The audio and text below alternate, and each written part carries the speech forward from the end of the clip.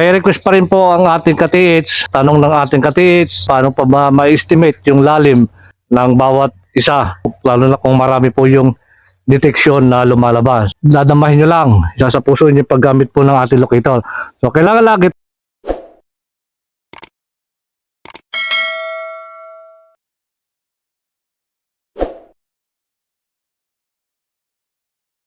isang mapagpalang araw po at magandang buhay sa ating pong mga kababayan, sa ating pong mga ka-TH.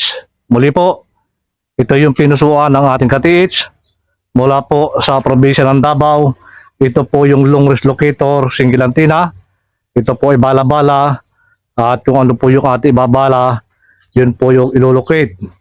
Ituturo, hanapin po ng ating 2 pirasong single antenna. So mga kababayan, mga ka-TH, muli pa rin po ito yung kagandahan na kapag ka 2 pirasong single antenna, binalahan mo siya, yun po yung kanyang ilolocate. Nakadepende na po yan sa iyo kung ano po yung iyong hahanapin. Yun po yung iyong ibabala. So mga kababayan, mga ka-TH, muli pa rin, ang bala po natin dito ay 18 carats gold na kapag binalahan mo at sabay mo siyang gagamitin, isa lamang po ang iyong babalahan, hindi po dalawa. So ito rin mga ka-TH, mga kababayan, meron pa rin po ako ilulukid dito. Ito po yung 18 carats na bracelet. Gagamit po ang 2 pirasong single antenna na may bala po siyang 18 carats ring.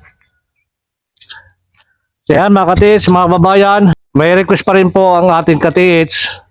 Tanong ng ating ka-TH na paano po ba malalaman, paano pa ba ma-estimate yung lalim ng bawat isa na kung ano po yung ating ilolocate. So yan po yung katanungan niya, paano mag-estimate ko, lalo na kung marami po yung deteksyon na lumalabas. So mga kababayan, mga ka-TH, muli pa rin niyo ako samahan sa pagbabahagi pa rin po ng simpleng kaalaman na pwede pong makatulong para sa lahat po ng ating mga kababayan. So ito pa rin, yan, mahalaga pa rin po na ang ating antenna ay pahid sa lupa. So ito pa rin mga ka-TH, yun po yung ating nilolocate.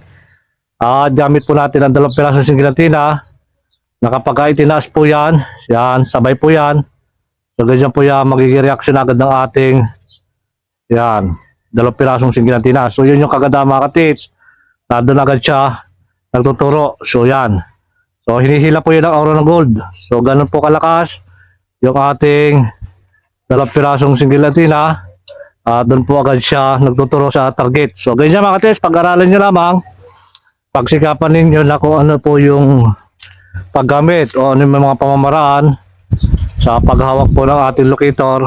So ganun lang yung gamitin, gawin, at sa pag tinapatan po ito, yan, so mabilis po siya mag-react, lalo na kapag kabisado mo na yung paggalaw po ng ating locator, at pag tinapatan mo, dun po siya magkukross. So yun yung kagandahan, na may pag-estimate mo pa rin po ito ng lalim sa pamamagitan po ng manual na pamamaraan, at ganoon din po sa paggamit ng ating magnetic wire.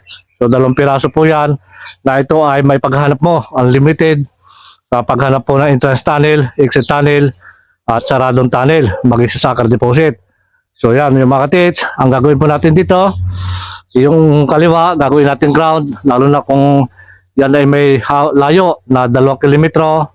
So kailangan natin gamitin yung ground sa paghanap po o mabilis na pamamaraan para ma-detect po natin agad yung ating target. So ganyan yung mga ka-TH, yan, mabilisan na pamamaraan sa paggamit po natin ng 2 pirasong single antenna. So mga kababayan, mga ka-TH,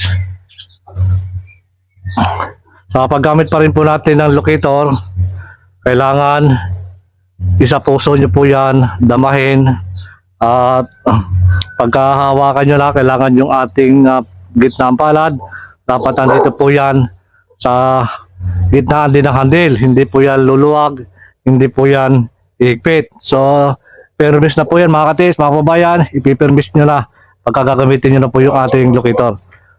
So ito pa rin mga ka-TH, mga kababayan, kapag isa naman po yung ating ginamit sa paghanap pa rin po, lalo na kung wala po tayong gagawin ground, tayo yung magiging ground niya kapag isa lamang yung ating pong gagamitin locator. Tayo na po yung magiging ground, yung paa natin, tayo nakakonekta Yan, mabilisan na pamamaraan din po yan. Kailangan pagsikapan nyo lamang na kung ano po yung paggalaw ng ating locator, kung paano po yung nahanap yung aura ng gold. So kailangan dadamahin nyo po yan, pakikiramdaman nyo talaga yung paghila o yung paghatak po ng aura sa ating pong locator, sa ating antenna. So kaya mga ka-test, kapag tinapatan po natin yan, so ang magiging reaction po ng ating locator, yan. Yan, ganyan po yan mga ka-test, lalo na kapag tayo nasa loob na ng detection. So yan, ang pag-ikot po ng ating locator ay tuloy-tuloy na po yan. Nandiyan na po yung ground, yung ating magnetic field. Yan, kailangan dadamahin nyo lang isa sa puso nyo paggamit po ng ating locator.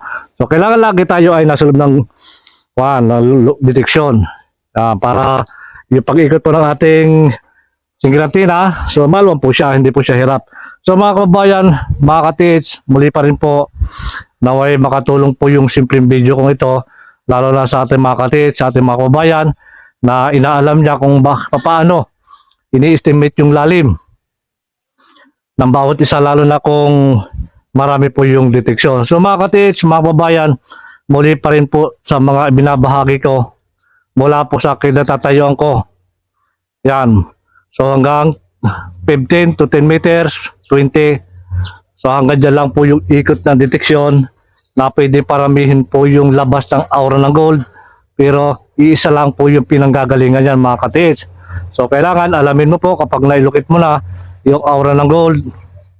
Tandaan mo yan, hanapin mo yung deteksyon ng simento. Ang deteksyon ng simento ay hindi kasama sa aura ng gold. At ang deteksyon ng simento ay nakahiwalay. Kasama din dyan yung alkitran. Ang alkitran ay siyang kadikit. Lagi kadikit ng gold bar. Ganun na rin po ang poison. Kung doon ka dadaan sa aura ng gold, siya po yung nakaharang. Pwede magkaroon po ng poison sa daan ng aura ng gold. Kung doon ka dadaan, at kung ikaw magliliteral na, papunta ka sa deteksyon ng simento, alkitran, bomba. So poison, ang unang haharang sa dyan, poison. Bago pa yung bomba. So mga kababayan, kailangan bago po natin hukayin ang lahat po ng ating site, i-estimate na po natin yan, yung bawat lalim ng bawat isa. Katulad po ng simento, estimate natin yung lalim, estimate din po natin yung alkitran kung gaano kalalim, yung poison gaano po kalalim yan. Kung may bomba po yan, ibig sabihin big load yan. So yan yung talagang pinakambantay dyan. So kailangan dapat i-estimate natin yung lalim ng bawat isa, at ganoon na rin po alamin natin kung saan po sila nakatapat. Para kapag hinukay natin, so alam na po natin yan. Preparado na lahat. Alam natin yung lalim na kung kailan tayo mag-iingat, lalo na kapag malapit na po tayo sa poison. So meron pong poison na hindi po masanghid yung amoy pero napaka-delikado. Mabangong amoy pero wala pang 24 oras patay. Kaya mga ka-tits, mga babayan, mag-iingat lamang po sa ating mga paghukay. So ganyan pa rin, mga ka-tits, naway makatulong po na kailangan pag-aaralan nyo mabuti kung saan po yung aura ng gold. So muli po, mga kababayan, mga ka-tits, maraming salamat.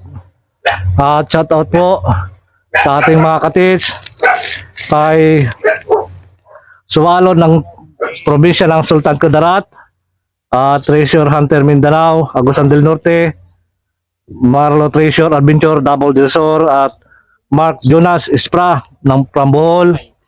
Ganoon rin po kay Goldfree Bermilio ng Cagayan. Shout out po sa inyo lahat, mga kababayan, mga ka-tits. Pagpalain po tayo ng maraming biyaya at higit po sa magandang kalusugan. Maraming salamat, mga ka-tits.